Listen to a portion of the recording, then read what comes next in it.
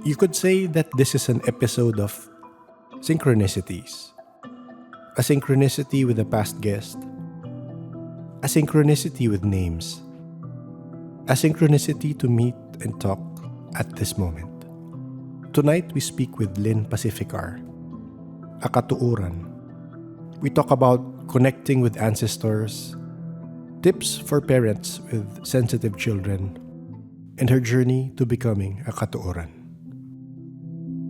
Enjoy.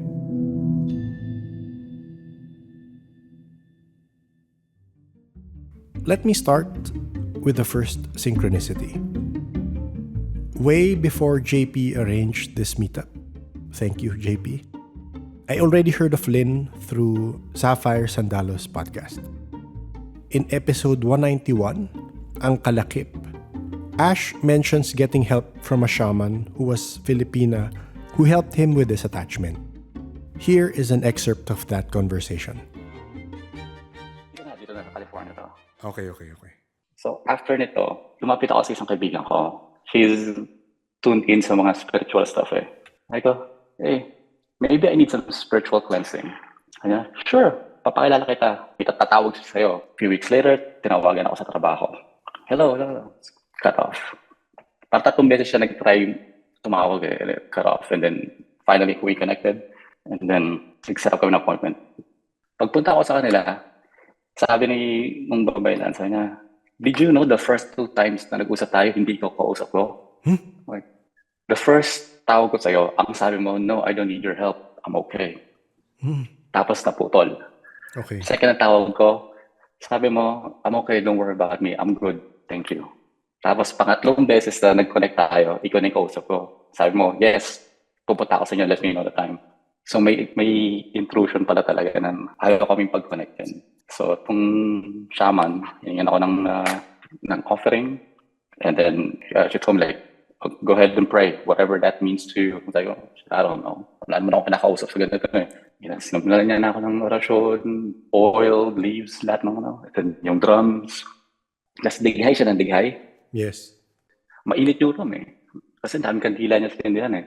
Bigla siyang nagsasalita ng parang everything's gonna be okay. You know? In waray-waray, Bisaya. Okay. And then, okay, tapos bilang lumabig. Tapos lumabas siya, tapos bumalik siya ng ilan. Tapos magtatapos na yung kinuwento niya sa akin. Apparently, may masamang nangyari sa'yo na it brought you down. Yes. Nagiging vulnerable ka and kinapitan ka. I go, okay.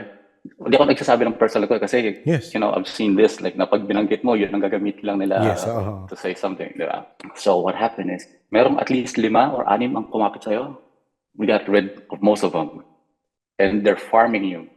They're keeping you depressed because they feed off your negativity. They're not necessarily evil. They just need to feed.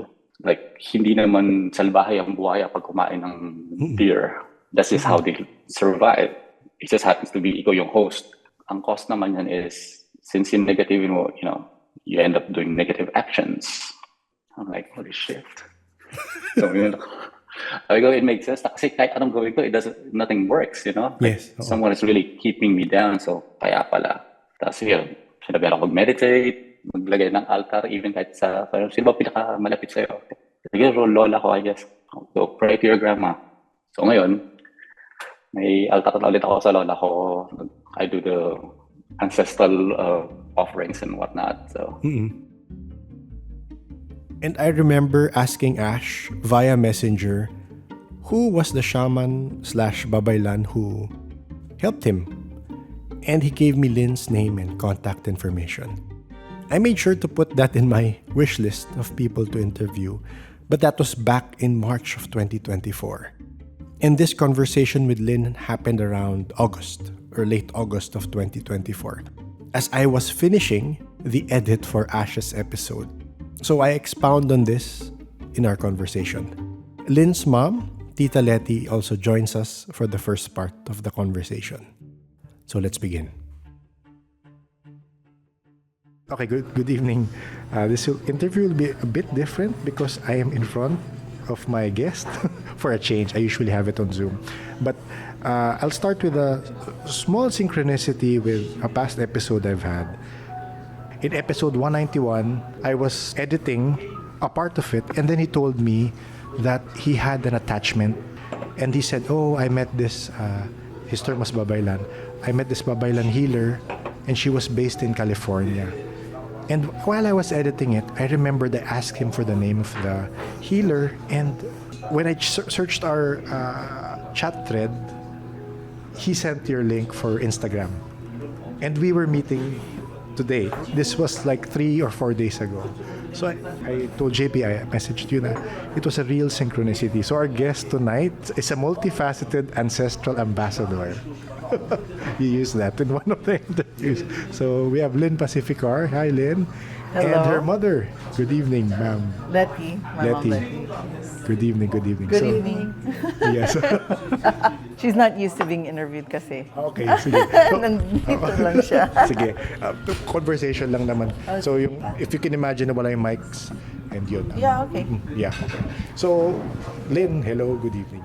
Good evening. Thank you for having me. I appreciate it. And you know what a way to put it na my synchronicities, because talaga hindi ako dito sa Southern Luzon. Yes.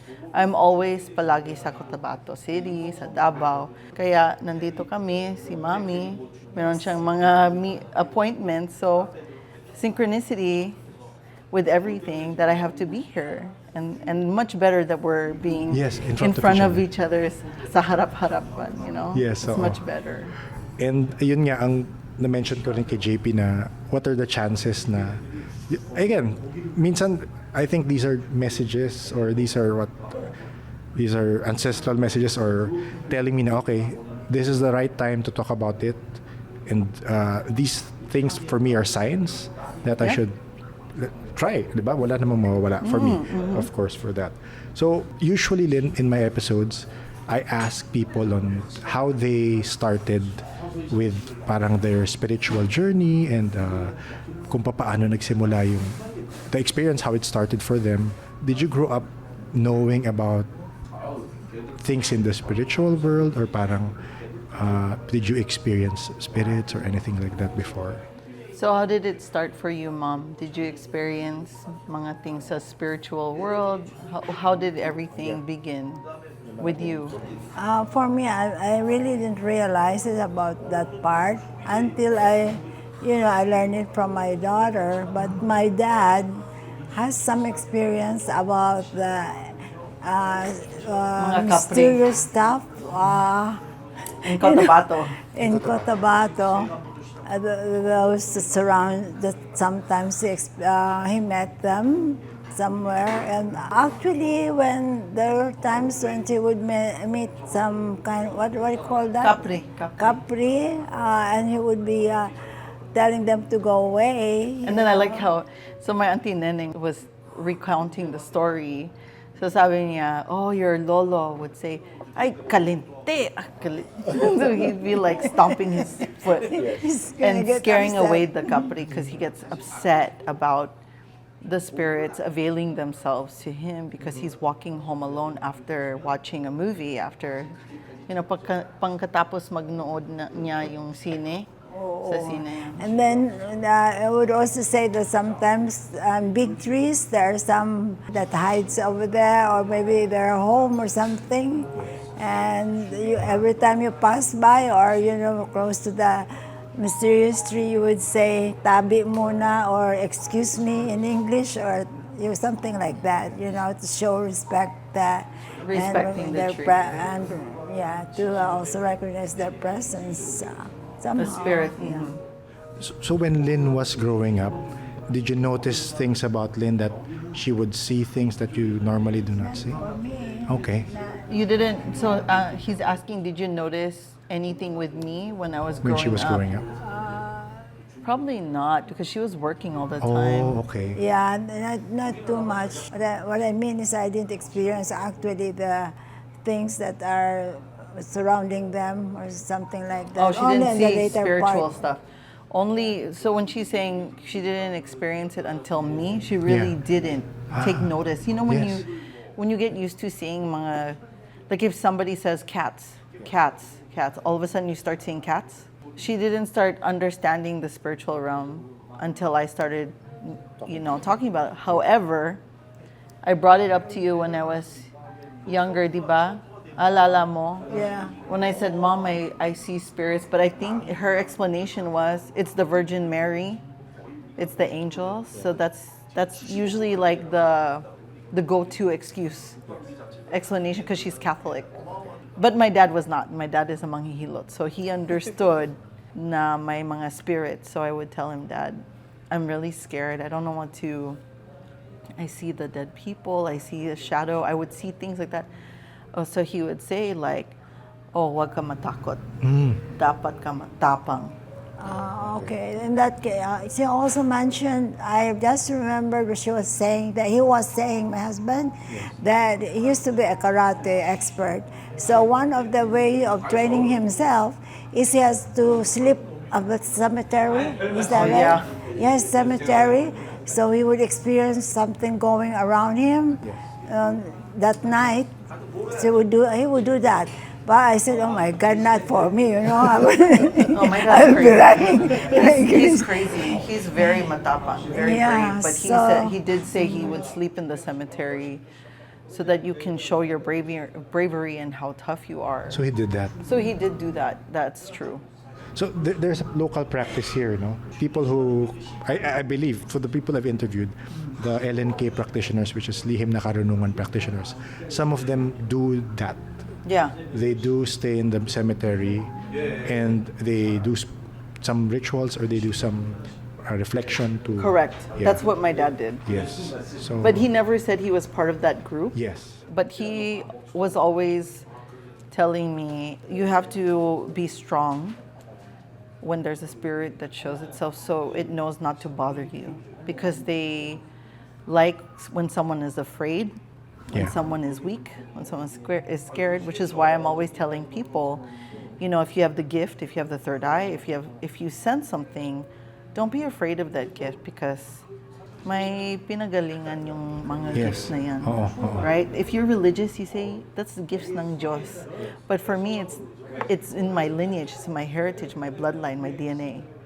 Right? And so many people have that in their DNA that I think sometimes religion gets in the way of their actual authenticity, their actual being, that we are spirit beings, number one, from the very beginning. With my mom, I think she's finally na-realize siya na there's other things out there, right? Because it's hard. And then being from Cotabato City, being from Panay, of course, the source of the Aswang stories, in copies, that's their belief anyways. And so we combine Catholicism with spiritual practices because it makes it comfortable with the colonization of the Philippines by the Catholics, that we can combine our rituals to somehow be a remedy for bringing spirits to a certain state of being or put them at bay or remove them. There's many techniques and strategies built into our spiritual practices. Of like coexisting. Coexisting, correct. Yeah. And the tabi po thing is really a respect, Yes. a mutual respect, Yeah. right? So You mentioned that you had a different experience growing up as a Filipino in the States because your parents kind of understood and had a background to it, because you said other Phil-Ams, if they had experience like this, they would be told to, it's just your imagination, just say a prayer. Right, Yeah. right. Being a Phil-Am, well, number one, a lot of the Phil-Ams, their parents, whether it's like Generation X, so I'm a Gen Xer, their parents or the ones before them who were early arrivals wanted to assimilate. And so they decided not to teach the language or certain spiritual beliefs, maybe maintain the Catholicism or whatever religion they brought with them. But the gifts that are innate within our lineage were being denied in order to resolve their displacement from the motherland to a different land, a strange land. And in order to resolve that feeling of not being accepted, Yes. right? They had to really deny those parts of them that separated their specialness, their uniqueness from the people that were putting them down or seeing them as different. And you know what? We are different. Filipinos are built differently. We are inherently different than most cultures, than all cultures. We get along with so many people. We can go into all kinds of lands and still bring the same wonder and beauty of our own heritage and still be not forceful about it, you know?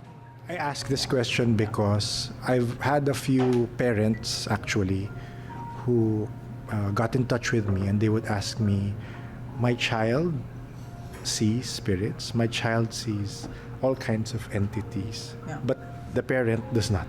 So they would ask me, what should I do? How can I deal with it? And we might have a insight as to how do you nurture that? Yeah, how do you nurture that? How do you accept it being a person who... Okay, well, for my personal experience, because I did grow up in unusual circumstances with my dad being a manghihilot, seeing spirits.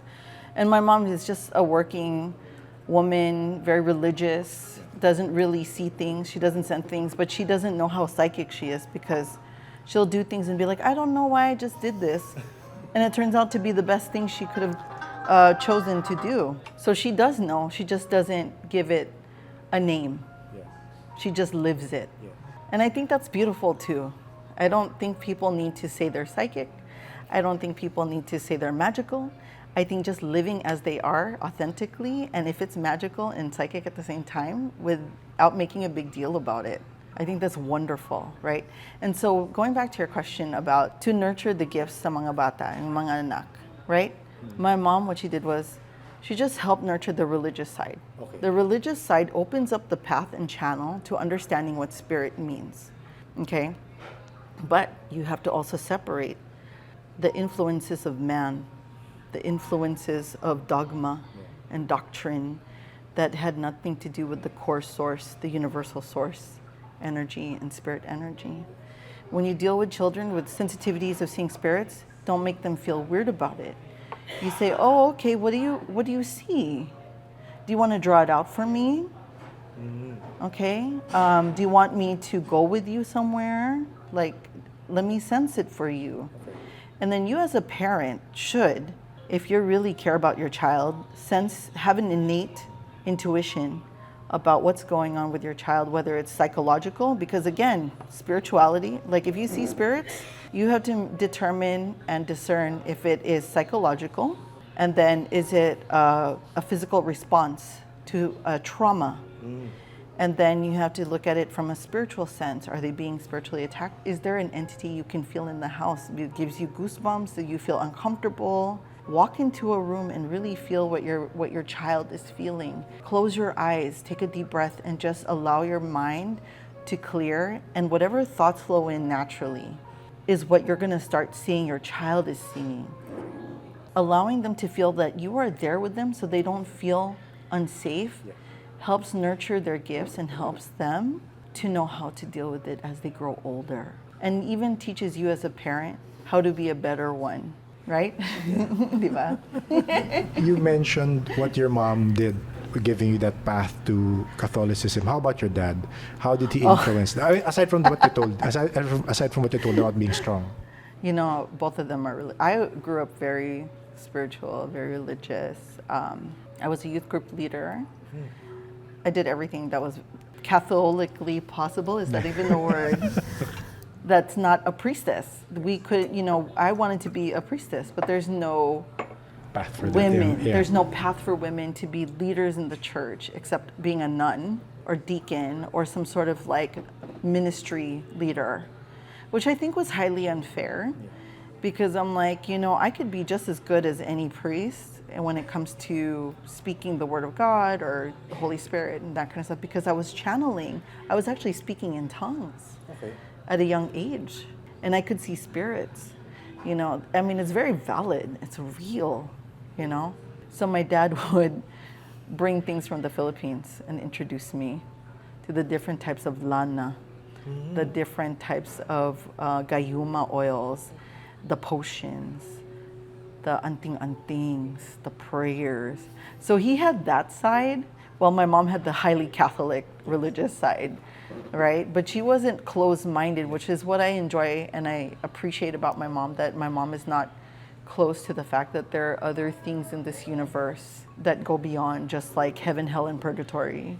But my dad was, and they're also very devout Santo Nino people. So I had to grow up with a Santo Nino statue that was like massive in my apartment. It didn't walk around. Oh my God, it was like blinking at me or something. It was really scary. But it was the one thing that I was like, why is there so much? And why does he have blonde hair and it's permed?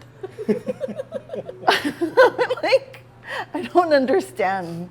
And then there's a Black Nazarene, and the Black Nazarene crossed my path several times this whole trip, which I thought was fascinating. Yes, several times. I was like, okay, Black Jesus, we're going to talk this time. We are having a conversation. You have to go to Quiapo. Oh my gosh. So even though I believe that the spiritual realm is massive, I do believe there are guides and there are ascended masters. I also believe in the Holy Spirit. The Holy Spirit guides me all the time, and the ancestors guide me. And so I had another sensitive person, another person who sees spirits. Someone told me that this other person was talking about me, and she said, wow. And she didn't know who I was. She goes, she rolls deep with spirits. Really? Yeah. Meaning like I roll with, Yeah. I have so many, I have a whole crowd. Yeah. You have a posse. I have a posse of I'm very proud of my posse of guides. You're welcome. And I also work with Archangel Michael because I had to do at an early age, learn about demons. You could say I'm a little bit of a demonologist, but not really. I don't know the entire realms. And this is one thing I will always tell people is I don't claim to know everything. If anyone ever goes out there claiming that they know everything, that's BS. I only know what I know. Yun lang. Yes. Hanggang lang. Jan. And you feel you can share what you know. And that's it's up it. to them, yeah. It's up to them Just to... for inspiration. Yeah. You know, I want to inspire people to be brave and to live their life as authentically as they can. A lot of people now are talking about it and I guess opening up to the possibility, because I think during the pandemic a lot of people opened up to spirits, to these experiences. When you were growing up, how did you deal with it? Oh, it was very Seeing difficult. spirits and all that, yeah. It was hard because I didn't really have the same support, you know, like that I would give my kids. Yes. Like my mom's working, or if I tell her, she doesn't know what to do Yes. except pray. My dad, he would just say, be strong, that's it. So my training grounds were really like, here you go, deal with it. Yeah. And so dealing with spirits when I was sleeping. What were the first things that you experienced? Well, the first experiences were pretty scary. I'll tell you that. Like I was laying down in a bed next to my parents' bed. Natutulog lang ako. And then akala mo, I feel like I'm awake but asleep. Do you know what I mean by that? So there was a dark shadow person. This was in the States already? Sa States, when I was younger, sa katabi ko. And then it got up and then walked away down this hall, out of my parents' bedroom. Kasi one bedroom apartment lang yan. And then I went into the hallway and then I couldn't move. And then I was trying to push myself up and literally it was not a dream. And if you try to shake yourself awake, you'll wake up. No, it was not a dream. And my parents were sleeping and I tried waking up my parents and they wouldn't wake up. I was horrified that there was something sleeping next to me, but it was a dark shadow. So that was my earliest one. The other one was when I was in my parents' bed and feeling like there was a spirit, a demon, that was touching me in a very inappropriate ways. And there are stories like that out there of people being raped or molested by a spirit. And that's exactly what I had to go through. Being as religious as they are, sometimes being highly religious also invites highly demonic entities, because there's a certain dichotomy between the light and the dark that happens. You know, and I like to walk between the line. I like being in the middle. I like a happy medium between a light and shadow. Okay, I'm not object to the existence of both worlds, both realms. So that happened to me when I was younger, and then also feeling like spirits following me. always. Do they talk to you, communicate with you, or you just sense them around No, you? I see them Okay. physically with my eyes or my third eye. But what supported me was, here's a surprise, and I've never said this on any podcast or anywhere else, were the plants. Okay. The tree in front of my apartment building was like the supportive mother type tree. And then also the jade plants, the geraniums. So I would always play with the plants. And then there's yung baol mo, ma'am, yung sa Mindanao. It's a chest. The old The old antique chest. baul, we call it baul. Yeah. It's like a chest Or kaban. with a mother of pearl inlay. That's where I would actually do rituals. At what age? At 4. Okay. Yes. I don't know what it was, but I would create something there and I would be on top of that as if it's like my altar. Yes. I don't know if I was trying to emulate the priests, like at the altar in church. Yes. But this is where I would have the plants and I would have things. And then for some reason, these memories would rush in like I was in Egypt. And this is like the story I wanted to tell you about. It was like when I went to the library with my mom and she was researching the different countries that we can visit during the 80s. I pulled out a book on Egypt and I told her, I was like, Mom, this is where I used to live. And it was Alexandria. I mean, what Filipina child at 4 years old or 5, whatever age I was, would say I was Egyptian and do rituals on a baul and then, and feel supported by the plants, even though I was dealing with the spirits and the demons. So I was being trained so early. Or maybe not even being trained, but remembering. It was coming back, yeah. It was It was all coming coming back, back. yeah. And this is why when people ask me, well, where do I learn how to do this? Especially Philams. I know, don't spit the water. I know. When anybody asks me, well, how do I learn how to do this? It's really hard for me to answer because that's like, it's a remembering more than anything. And the training is from the spirit realm. If I teach anybody, it is what I can teach you, what I can help you remember, and what I can inspire you to go after, And so there's no such thing as classes on, at least for me, in my opinion, on dealing with this type of stuff at a later part of your life, although it is possible. You have to really conscientiously want to take on that path. This wasn't something I decided to take on. This is written into my birth chart. It's written into my spirit that I had to do this work this lifetime. I couldn't be the nurse that my mom wanted me to be earlier on because I did go to college. I took pre-nursing. Okay. Because she was like encouraging me. She's like, babe, why don't you be a nurse? There's money in that. I'm like, okay, fine. But, for some reason, I'm going to say the Lord, the Holy Spirit, whoever, the universe, decided that my name should not be picked in a lottery for the nursing program at Pasadena City College. For real, even though I had excellent grades. Yes.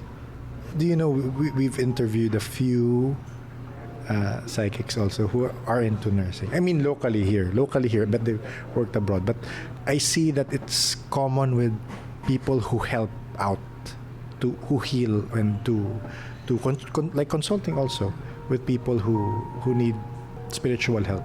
It's kind of common that you have that affinity or you have that strength in whatever nursing is taught you because it came innate for you. I think that's just my opinion. Yeah, and I do know nurses who are healers and who do carry that gift with them into the nursing field, which is wonderful. I'm more of I don't claim healing, but I do community rituals, spiritual healings. As I was telling you earlier, I consider myself a spiritual doctor. So people come to me with their issues, spiritual issues. I intuit it, and then I make a spiritual prescription, so to speak. In terms of spiritual prescription, what kind of prescription would you give for? Halimbawa, just an example. If you say to me, oh, everybody has this type of problem in my household right now, right? We just moved into this house.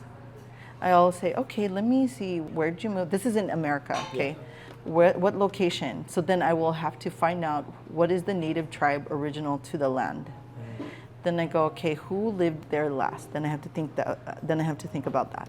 Where were you last? So it's a full kind of investigation, because even though we're spiritualists, we still have to do investigative work, scientific work, psychological evaluation, making sure these people are not like, are you going through some sort of psychotherapy? Do you have maybe a history of schizophrenia? And even that has spiritual implications, by the way. So not to discount it only in the psychological realm. But it takes a full list of questions to determine what I'm going to prescribe for them. So one, I don't ask for payment unless you really need me. My first thing is empower the client. And if they want to give me like something, that's great. I'll receive it, but I really don't want to. I said, let me empower you to do it first. And if it's too difficult, I'm the last resort. Like for exorcisms, anything like spiritual infestations that they can't handle, that's when I come in. I'd like to ask, I'm pretty sure you wouldn't remember the case of Ash, the one I talked to, but he told me that when you kind of diagnosed his situation, he had an attachment that fed on his depression. So is that regular for you, for people in the States, to have some kind of sort of attachment with regards to their emotions? Oh yeah, I help take care of a lot of people with depression, anxieties, and I'm not like a psychologist, so I don't do psychotherapy type of thing, but what I do is the spiritual aspect. And I do encourage different methods of dealing with depression and anxiety, because even I had to go through that at a young age. My poor mother had to go through that with me when I was in high school. I actually went into a hospital and was put in there because I had suicidal tendencies. But because I went through that, I'm able, and I survived, by the way, obviously I'm here. I had to go through the gauntlet of the psychological things to understand, because when I was in the hospital, I saw all the spirits on those youth. Oh, okay. On everybody. On everybody. And I understood now why I had to go through that. And my own infestation, how I had to survive and release it from my own self, because no one else can. And this is really why I'm a proponent of empowering people and advocating for their own healing work to do yourself. You can ask healers. Believe me, I don't mind going to healer if I can't do it. But the number one healer is yourself. And the number one spiritual, channel for connecting to source and to the real power essence isn't through somebody else. Yeah. It's yourself. You mentioned, I got this, your title, multifaceted ancestral ambassador, because you said it in one of the podcasts. I like that, actually. Thanks for reminding me that I said that, because I totally forgot, and I'm going to add that to my website now. So part of the stuff you do is dealing with ancestral knowledge, ancestral communication. Yes. Can you tell us about that? Because again, for me, I'll just share this. From what I understand for spirit guides, it's that spirit guides are a mix of, let's say, deities, ancestral guides, and sometimes elementals that are around us. From what you understand, is that kind of correct? Or for ancestral? Yeah, for in terms of spirit guides, it's a mix, or usually for you it's more ancestral spirits? In terms of guides? Yeah, in terms of guides. For me or in general? For you and what you see in other people in terms of guides. Oh, it's so many kinds. It's really a mix. It's a mixed bag of who's guiding someone. It could be animals, can be plants. For me, it's Mama Guava. Yes. It's the ancestors. And when I do ancestral work, when I mean multifaceted ancestral ambassador, plants are our ancestors. Okay. And this is why I always tell people, plants have been here between 300 to 500 million years ago. They started way before our own existence. We're really a young species on this planet. So we cannot claim ownership of anything on this planet, actually and technically. But we are stewards of one another and stewards of this planet. We have to take care of it. But as an ancestral ambassador, I represent that type of message. This is where I come with these messages, and whatever I receive, I have to be able to translate their energetic message, but it's deeper than a message. Okay. It's like a shot, an energetic shot. Yes. And the fact that you're even interviewing me today is probably an energetic shot to all of your listeners right now that need to hear another Phil-Am who's really straddling the two countries, because there's such a division between Filipinos and Phil-Ams, or people in the diaspora, right? The diasporic Filipinos. Because there are people out there that are creating this stupid division. It's dumb, okay? I'm just gonna chuckle at that right now. But I have been straddling the United States because that's where I was born. That's where I landed as a spirit being. But I've been coming to the Philippines since I was a baby, almost every year, if not every few years. Yeah. Whereas a lot of Philams don't even step foot on the motherland, the Inang Bayan. I'm just so privileged in that way that my mom has maintained that connection. That I give all credit to my mother for that, not my father. So your mom is the one who it's my goes mom. back. You go back. Oh. She's my anchor dito sa Pilipinas. Uh-oh. Kung wala siya, I wouldn't have that. But my dad is the one who's the traditional, like, he brought the strength, he brought the story. So did my mama, his mom. I call her my mama. Mama was the one who gave me those stories, who told me my ancestors, the ancestral stories. So being born in America, but also being born to a Filipino citizen, because during that time she was a Filipino citizen, made me a Filipino citizen too. So I even had to do a report of birth here to the Philippines. So I'm a dual. To be a citizen of both lands is an ambassadorship, because I also have to be a good steward of the land that I live on, the Tongva lands, the Quiche lands, the Gabrielinos, the Tataviam lands. And I give acknowledgement to the native indigenous people of that land. But I also love offering to them when I do ritual. I offer what they like, but I also offer Filipino foods. Okay. It's a cross-cultural ambassadorship, right? We had to give exchange, right? I'm a Filipino bloodline, Austronesian bloodline, with a smidge of indigenous American that I don't know where it came from. Okay. All I can explain is it's from the Panay Acapulco galleon trade, because our family's from Panay. That's all. And you know, a lot of Filipinos don't even know that we have the Panay Acapulco galleon trade. No, I acquired it. I didn't know Yes, for 300 to 400 years, Mexico was the ambassador of the Philippines to Spain, which is why we have cacao. Yes. That's the gift of Mexico. But Mexico has cocoa, the buko, coconuts, and mango because of the Filipinos. So there was that exchange. So this is not an unusual thing for someone like me, as a spiritual representative, to straddle both lands and give cultural exchange in such a beautiful way that represents our culture, but without feeling like, you know, I'm saying we are this as a total Filipino people, because we're not. Yeah. We are, and I've explained this to so many folks, we're about 170 different ethno-linguistic groups. Yes. Okay, we are over 7,100 islands, and we're always being lumped together as if we're all the same. Yes. We are not all the same. Yes. I am sorry. And the Americans better know that. And I'm gonna let you know. And then I'm also gonna let the Filipinos know that. Yeah, that's true. Because we shouldn't be discriminating against other Filipinos, whether we're darker skin, lighter skin, if we speak like a Bisaya, or if we speak Tagalog, or if we speak mixed with English, or if we don't even know what the hell we're talking about. I was telling JP about this, and was it EJ the other day, because I noticed some people, this is in the Discord, and this is not to diss people on Discord, on our Discord group. When someone shares in English, they would suddenly say, "Oh, my nose is bleeding," in Tagalog. "Oh, my nose is bleeding." I don't understand that. But what they fail to understand is that the different ethno-linguistic groups around the Philippines, their language is their local dialect and English. Yes.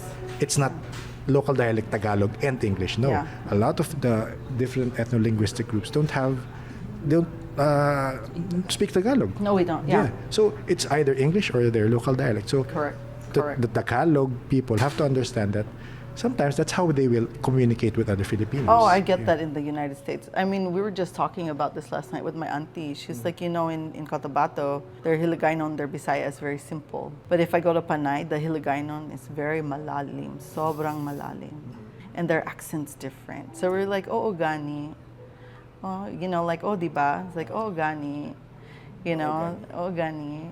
Okay, and then like, I was talking to my other uncle. My uncle also speaks Cebuano, but he's from Bohol. So then I was like asking him, Uncle, how do you say 1, 2, 3? And like, so we were comparing the dialects between Hiligaynon and Cebuano. So there's like, may konting diferensya, but you can understand, you know? So his daughter, my cousin Ding, speaks Tagalog. She doesn't speak Bisaya. So we're like, okay, so how do you say left and right? So left is wa. Wa. So similar to kaliwa. And then right is to. To. Yeah, so we're like wa and to. Yes.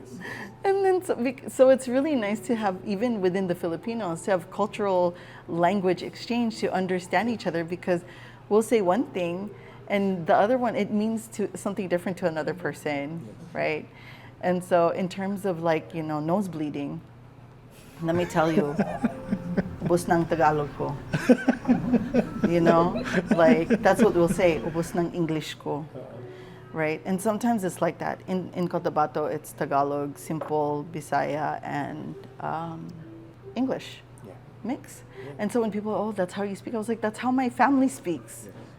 And so the good, and a great example, one of my best friends since 4th grade explained to me, is in the South, in America, there's the accent of like, y'all, like, like, that's actually a broken down version of a British accent over the generations. Yes. Okay, it's like y'all, you all yes. became y'all. Yeah. So if we just have a little more compassion with one another, we are different generations. So there's Filipinos in America that have been there for 4 to 5 generations already, because the earliest Filipinos arrived in America in the 1500s. They were the ones who jumped ship from the Spanish galleons to survive. And they brought their culture with them to Louisiana, to Morro Bay, and the Manongs up north in California. So a lot of the Filipinos born after either no longer know their language, or there's like pieces, remnants of it that still exist, right? And so the way I speak is probably a breaking down of the Ilonggos that immigrated from Panay to Cotabato and had to either learn how to communicate with others with a little bit of English, a little bit of Tagalog, and a little bit of Hiligaynon. So that's my genetic language lineage. Halo. So that's why I think our understanding of one another comes from understanding ourselves. When you don't understand other people, it's because you don't know yourself. Choose not to understand. Or you choose not to understand yourself because it's inherent to not want to understand yourself. It was something that they were given to no longer understand or to believe. You are no longer encouraged to believe in your own power, in your own unique identity as a Filipino in a strange land. And even when you go back to the motherland, some people may not see you as a Filipino. Yes. But thank you. I'm so grateful when I come here that my family members and people who see me say, oh, welcome home. And I feel welcome home by the people, and I feel welcome home by the plants and the animals, the butterflies. They all fly to me. There's a jumping spider that was holding on to me. Like all the creatures love me here, including the mosquitoes. So I use my hot oil, Herbalaria hot oil, to keep them away. It's like we need boundaries. Okay, the Filipinos also have to know boundaries. And that includes the mosquitoes. That's something I'd like to ask you. Yeah. Given that you sense and see and communicate with entities. So I've had interviews with psychics here who've had experiences with Capre and Duende or in the Tikbalangs. And when they are in different parts of the world, like, so this girl was here and she had elementals who were, let's say, friends of hers. When she went to other countries, she'd noticed that she was in London And she experienced that elementals there were more composed, kept their distance. They knew their boundaries. Yeah. But the Filipino entities no. were different. So did you have that experience also with US? Here? Yeah, here in the US. You know, Good I vibes. think just in general, I just come with a very humble humility. Like, just bring that energy of humility anywhere. And they love that. That you don't come with ego. That's in general a great practice for anyone to have. Let's just put it that way. It doesn't even need to be with capres or spirits. How Yes. about with one another? Yes. Come on now. Yeah. I'd like to bring that up because you mentioned it in one of your interviews that Yeah. as a healer, you have to put your ego in check. Can you talk about it? Because again, Yeah. I feel that I'll probably rephrase that, but I think that some people who discover that they have the ability to communicate with spirits or to communicate with entities, sometimes they feel that they are the only ones who have that ability, and Oh, yeah. sometimes it gets to their ego. Oh, yeah. Maybe you'd like to. You know what I like to do? If you can do it, great. One less job for me. Right? I can get to my artwork. That's how I feel. I feel like I'm an on-call doctor. So if for some reason technically I don't advertise my services. I just put it on my website, but that's it. Like, I'm not here to blow up what I do, except put out these messages. So like, for example, if someone from your podcast hears me or hears about me, they'll reach out to me themselves. That's my calling card. That's a good way to put your ego in check too, so that you're like, well, I'm just putting it out there. I'm here to serve you. I'm here to serve the ancestors and the planet. And it's great when you come with a heart of service. That's already putting your ego in check because it's not about you, right? And then you can always come with that energy of healing a lot better. It's clearer. You become a clearer channel. Ego doesn't block the channel. And then you're not afraid. You don't overthink it, because a lot of the healing work has a lot to do with intuition. You can't overthink things. You must move accordingly and freely and flow with what you receive. So do you feel that helps you with healing, when you are, let's say, assessing or doing intuition work? Oh, absolutely. Yeah, any type of healing work, or like when I do my spiritual doctor prescription stuff, I have to move all my prejudices, all my biases aside. I have a few, okay? I have a few. I don't deny it. Yeah. Well, I was going to ask, since you get ancestral messages sometimes, do you get messages from her ancestors to her? Because that sometimes happens. Yes. Oh my God. Okay, can I tell you about our recent trip to Cotabato City? Okay. So I have a cousin who is in Cotabato. Well, they're all in Cotabato, a lot of them. But she was asking me, how am I related to this other cousin? And so I had to ask my mom, Tintin's asking, how are we related to Kuya Gab? And she goes, oh yeah, his mom used to live with us. That's my Manang Helen.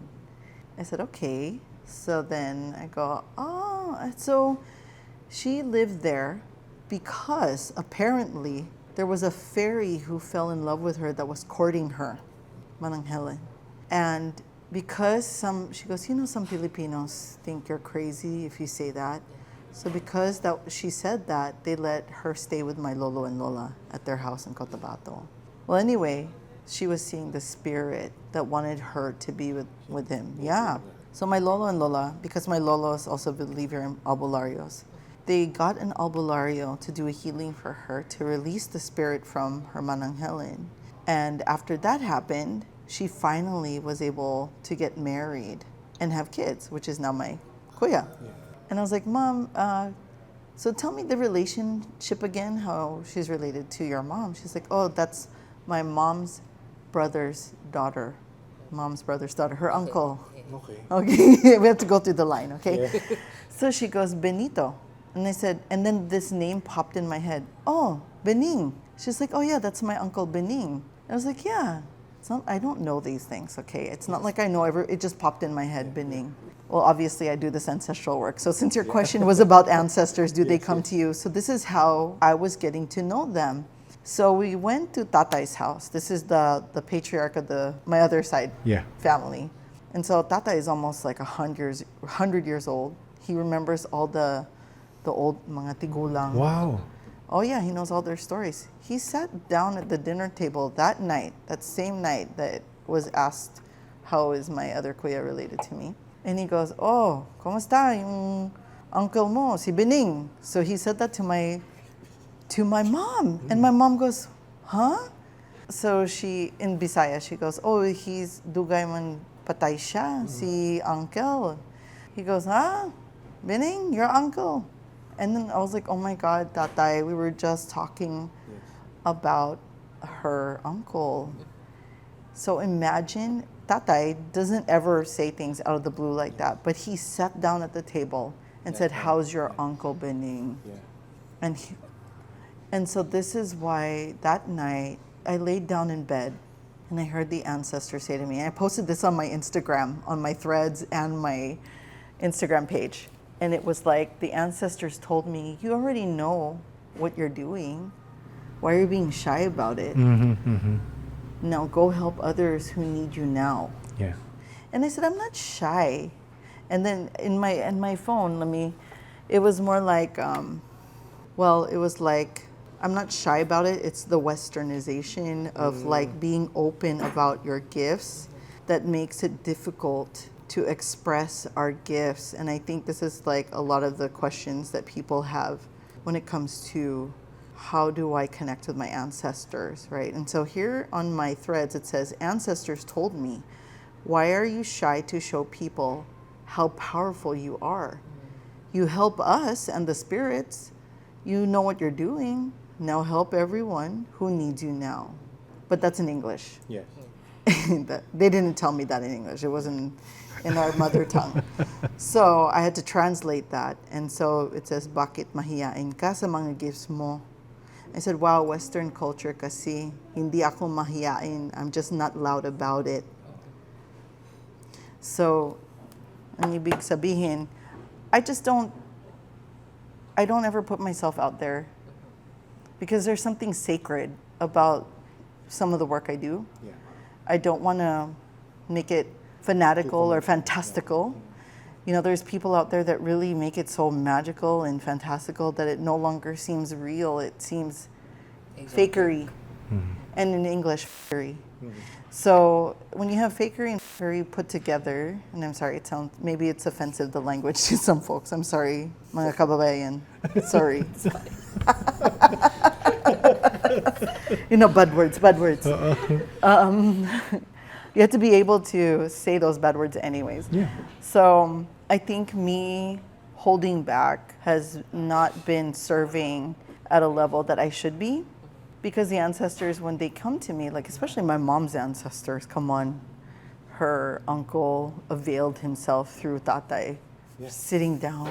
My God, how is that even possible? 100 years old. Almost 100, huh? Yeah, almost 100. He's not even senile. Okay. A quick segue. As we were shuffled out of the hotel restaurant that was closing already, Tita Letty also called it a night and went upstairs. During the transition to our next location, the second synchronicity is JP mentions that one of his mentors was also named Benito. So that was the first one, Cotabato, was Tatay mentioning that. There was one more thing that happened that was like, wow, there's no coincidence. Your mom mentioned something about Bacolor, the church. Oh, and the Bacolor, priest, yeah, the Lahar. and the priest that you. Yeah, okay, called let the me name. tell you, I'll tell you the Okay. story about that one. That's Okay. pretty interesting. We have a friend who's a priest, and he's out here in the Philippines, and we wanted to go visit Pampanga. So he's like, sure, let's go visit a church over there. The church pastor is his friend. So we went there to Bacolor, to the church that was buried in the Lahar after Mount Pinatubo had exploded. And they rebuilt the church over the old church, like where it was all buried. So anyway, I went there, and there's some churches where you really can feel spirits. This is no question. these churches that have been established here for hundreds of years carry ancestral energies, the souls of the ancestors, and even the priests that once roamed the hallways. And this one was no exception. And other people saw him apparently. Yeah, no? there were, the ones who are caretakers of the church also can see this priest. There's a priest that roams in that church. He's like, yeah, I have third eye. So the one who takes care, he's this young gentleman, this young guy. So he said, yeah, I see he sometimes roams the hallways. So I'm like, okay, well, let me see. I'm just going to check out the place. So I was going through the hallway. Then you could see like the paintings, yung mga like santos. You know how it is in the church. But beneath the church, that's where the lahar is. And I saw the priest that was roaming the church. He was one of the original founders of that church. So he was wearing parang mga robes na puti and then with a hood. Okay, well, with the hood. It's a hooded type of robe, Yeah. and then he's walking across the hallway. And then the name of the priest came to my mind. I don't remember it now, but I knew I said a specific name. And then I said, that priest gave me his name, and he kneels in front of the Mahal na Birhen, the Virgin Mary shrine beneath my feet. How am I supposed to know that the chapel was directly under my feet? There's no way I could have known that. I'm not from that area. Yeah. Okay. So the pastor was like, you're right. That is where the old chapel is, where there's to the Virgin Mary. Yeah. And so he was starting to get, I'm getting chills, Father. And then when I gave the name of the priest, he said, okay, I will check the church records to see if that is. So then after that, I left. It was a while. So my mom's friend, who's a priest, also called her or contacted her through Facebook and said, tama si Lynn. His friend called him and was so surprised. How did I get the name of the priest? That was the original priest who established that church. Did that priest die during the... No, like years ago, the okay. lahar is the old, he's 300 years old, Oh, okay. 400 years old. Okay. And he's still there. Yeah, he's still there. We were talking about this briefly earlier, but just based on your own theory, what do you think, why do you think he's staying there? This is what I question about people who are holy and sacred people that still roam around holy and sacred places, because I mean, the belief is when you die you go to heaven. So why are you still here? And why are you still praying at the statue of the Virgin Mary and the Blessed Mother if supposedly she's in heaven, and she can hear you, and she could see you if you're in heaven, but you're not where her presence truly is. Her presence isn't in a statue. So I don't know. I guess my theory is not everybody who is a holy and sacred person, sometimes they don't know the path back to the heavens. Maybe in their living life, they weren't living such a pure life. Okay, because those early priests were really, I don't want to say all of them were great, but I know that they weren't all good. And I know that they weren't fair and just. As they say in Mass today, what's the word today? What is good and just? That was not good and just back then.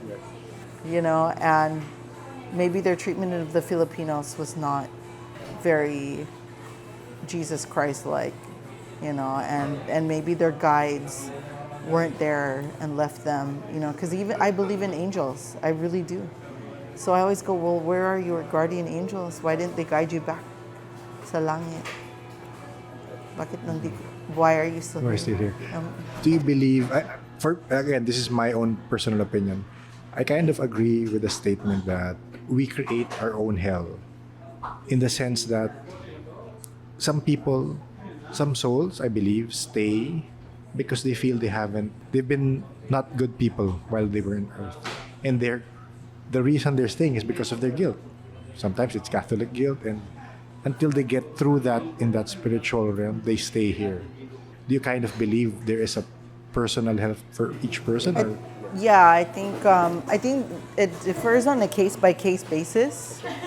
You know, like there are even children spirits that roam around from a traumatic situation that ripped their souls from their bodies. Or maybe they're looking for their parents and they couldn't find their way back. You know, like the parents are on the other side and their child is still in this realm. There's definitely different situations. So when it comes to like the case of the priests or, you know, holy people, if they still roam around, I think they have unfinished business. I think that whole unfinished business thing actually exists too. Yeah. And it may not have anything to do with guilt. It may have everything to do with being spiritually attached to a certain place. You know, like there are spirits that are so attached. And I would tell my kids this, you know, I love my house, but when I die, I'm gonna tour the universe. Oh no, I said, there is way too many good things in this universe to discover, right? And like, bucket, why would you limit, you know, to where you are, where you were? You know, how sad. You know, but you know what? You could even see that in living people. Their mind is limited to the amount of wealth that they're capable of. Their mind is limited to the amount of success that they are capable of. And their mind is limited to the amount of experiences that they are capable of experiencing, that they live life so encapsulated and so boxed into a world that they think is what they only deserve. You know, and that's their worldview. And it's pretty evident in how people remain impoverished, and they choose to remain impoverished. You know, even if the circumstances of the government try to hold you down, there are people who really fight their way to the front. There are people who fight their way to sit at the front seat at any audience. The people who really read the good books to maintain their mindset, you know, and empower themselves. And I think these spirits, the ones that are stuck here, need some spiritual counselors to help them move on to the other side. So that's why I think someone like me, if I'm being called to, of course, I don't insert myself without being asked, is if you want me to help, I can, because I will help bring them to their side, or I'll open up a portal for them to walk through, then I have to close it back up. Sometimes these portals are being opened without being closed responsibly. So many people are so inexperienced, I tell you. So it's my job. You know, I'm a spiritual doctor, but I also think I'm a spiritual maid. You know? That's why I say I'm a multifaceted ambassador, diba? So I'm like, I'm also, yeah, right? I'm a maid. Here, let me clean up after your shit. You're Darna. You're Darna. Pero going to that, what you were saying, that again, I'm trying to latch on to the things that I feel other mediums or other psychics have to. You said that I will help if they ask me to help. Yeah. So some people, I've heard stories, of course, of people, or they see someone, they see a spirit a bit far from them, and they will go there and try to help that person. So if what I'm getting is right, it's you really don't have to help all the spirits. No. Yeah. So what's your take on that? How would you? I learned this from the living. Okay. When I was younger, I would always try to help people. Like, you can't have a savior complex.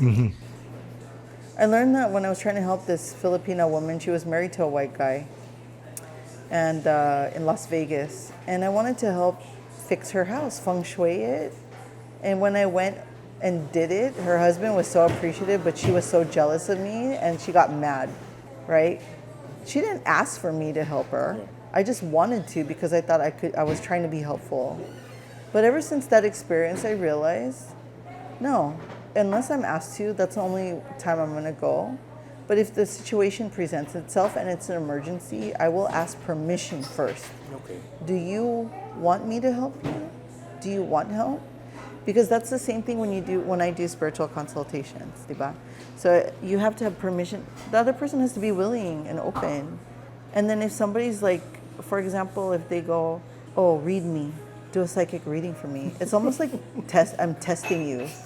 You know what? Go fuck yourself. Yeah. I'm not here for that. I'm here to enjoy my life. Yeah. But my service to humanity and to the spiritual realm remains only if you're open and if you're willing, because that's the only way it works. If you're closed-minded and you're just testing me, I won't even bother with you. sorry, I'm jumping to certain things because I remember other questions. In terms of your practice now, do you carry some of the stuff your dad used to do with Hilot?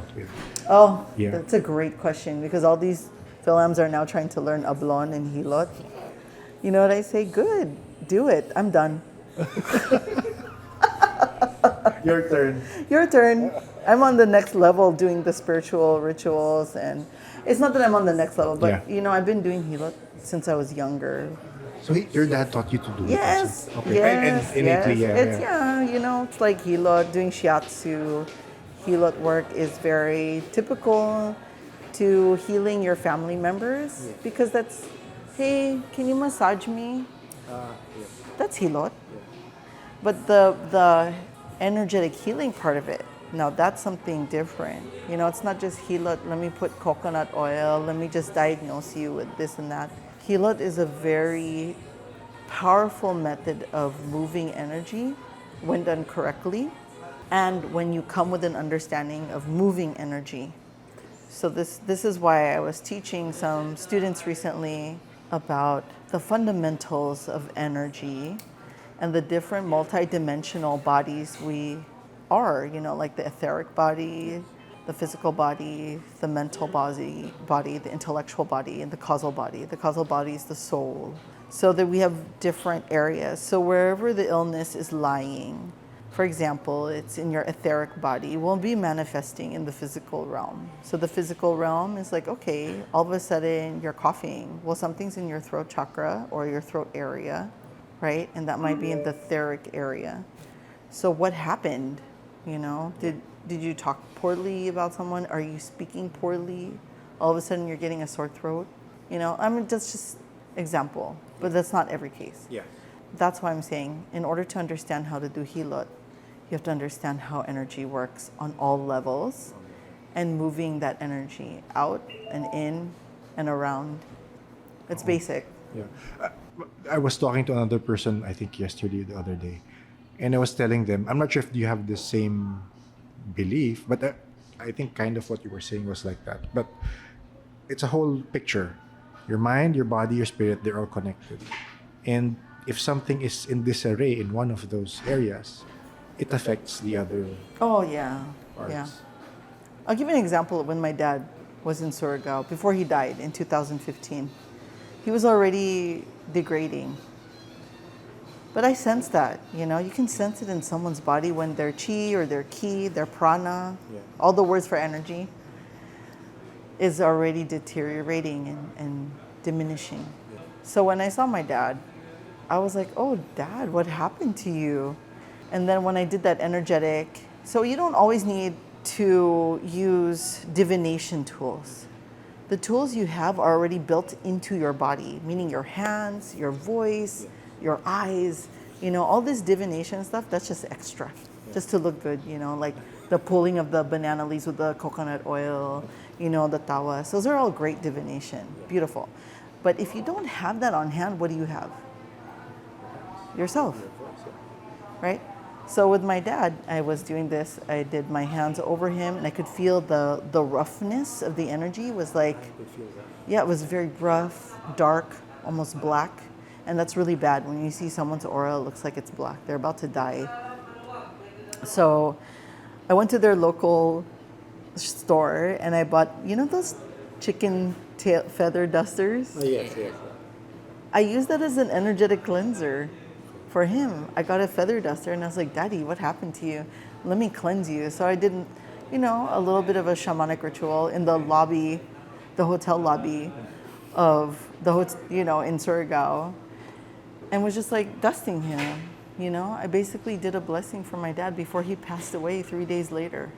And that's why my whole story is written on my website about how I went to Hinatuan, I went to the Enchanted River, Tinoyan Falls, and why my energetic transference happened there, because he passed away during that time. And I could feel the energy right here in the center of my chest in deep pain. It was like this chest constricting, and he did die of a heart attack when later on when I found out from the coroner. Do you sense that he is one of your guides, or has he moved on? I always clown on my dad Because my dad and I have always had that kind of like I love him, but I also fight with him because he is patriarchal. He is Filipino. He is, and I mean like the old baby boomers, the way they think Filipino, traditional. So him and I would clash heads because I'm very strong-minded too. Because right, didn't he teach me? Yeah. To be Dapat strong. matapang ka. Uh-uh. He's waray, right? So I'm also waray. So I also have that side of me, but I'm also very sweet, like my Hiligaynon side. So I'm sweet and matapang at the same time. You know, when I see my dad, I had dreams of him actually. Let me go back to the dreams because after he had passed away, I had a dream of him where I was bringing him up the stairs of a church, and he was so weak, so weak. He didn't have the strength to go into the church because he had left his body so prematurely that he didn't expect that he would die. And I brought him in the church and left him there. Then the subsequent dream was, I said, Daddy, where are you? He said, I'm helping with the people who are going to the other side. So he sits by their bedside before they die, or wherever they are, and he has to wait until their souls come out. Those who don't have guides or relatives that are there with them, or something like that, and he helps assist them to go to the other side. So that was the next dream. I was like, oh, I'm getting intel on the other side. Seriously? You're not supposed to know these things. I think that's why in this lifetime, when my dad was alive, he wasn't exactly a man of integrity either. He was also a flawed man on so many levels. You know, like the Filipino father who has children in the Philippines that you don't even know of, you know. And, you know, like he's one of those. So I might have siblings who are listening to this podcast. Hello. Gaza side, right here. So the third dream was, I said, Daddy, what are you doing now? He's like, oh, I'm on the bangka. So our ancestors actually believe when you die, you go on a bangka and you cross the river into the paradise, to the realm. He actually told me he's on a bangka. And I was like, what? Are you seriously? This is me in my dream, like as a spiritual ambassador. Almost like, seriously, this is real? Because I'm not supposed to know this. Now everybody's going to know this on your podcast. I don't know if even I'm supposed to say this because then they're going to get mad at me, but it's okay. Because I'm sure that they were like telling him he shouldn't tell me. But my dad loves me and he tells me the secrets. So he was on the bangka. The bangka is big. It is huge. It's not a typical, like a balangay. It's like, I mean, it's massive. It's a giant version, and it was white. Huge. And I was like, wow, okay. He's like, yeah, I have to help in the boat now. You know, what? This is just a connection for me. Because in Egyptian tradition, it's a boat. There's a boat also going to the other side. Yes. I mean, and then you mentioned that you, as a child, you said, I came from Egypt. So I don't know if there was a past life connection between you and your dad. Oh, you know what? That's an Egypt. interesting connection that you made Egypt, there. I never thought about that, to be honest with you. You just kind of brought that up, and I'm like, wow, I didn't put two and two together that way. Yeah, well, the Egyptians believed in that, but so did our ancestors. But there's many stories of the river Styx. Yeah, the river Styx. Like you paid the toll to the reaper. Yeah. This is where I think my dad was also paying his way, because his life in the living, he had a half good, half bad life. He was a good man, but there was parts of him that I don't think were so savory in many ways. Then the next dream I had was, he was going in for judgment. And I was like, I will bear witness for him, I said to the judges. He was going to judgment. I will bear witness for him that in my life I shall do the work that he couldn't do. What? I'm sorry, these are really insane, intense spiritual dreams. But legit, like, I think I saved my dad's soul. That he was able to leave behind something that was at least good, and that was in me. out of everything he did in his life. Again, not to push my theory, but earlier again, I was listening. This is the synchronicity I wanted to talk to you about. So, I watched. So you have a video on Herbalaria. Later we can talk about it. But you have a video on Herbalaria, and when you click on it, links to the YouTube video of you talking about Herbalaria. Yeah. And then I don't know if you're familiar with YouTube. It after you watch a video, it automatically plays another video. Oh. The next video that played was about Egypt. Oh, I had no idea. But it's random. It's random. Wow. If other people watch Is it random? yeah, that was my question as well also. And then in that video, it's a Egyptologist talking about the myths and the truths about Egypt. And one thing she showed, again, I just remembered this because you mentioned that he was judged. In the Book of the Dead, she has this printout of the Book of the Dead, and there is, I'm not sure if it's Anubis holding the scale, Yeah. and that person is being judged, and there are people behind that person. Yeah. So again, I'm not sure if I'm just making a connection. No, I think you're making a connection that I think you're being shown the ways to link my story, to understand my story.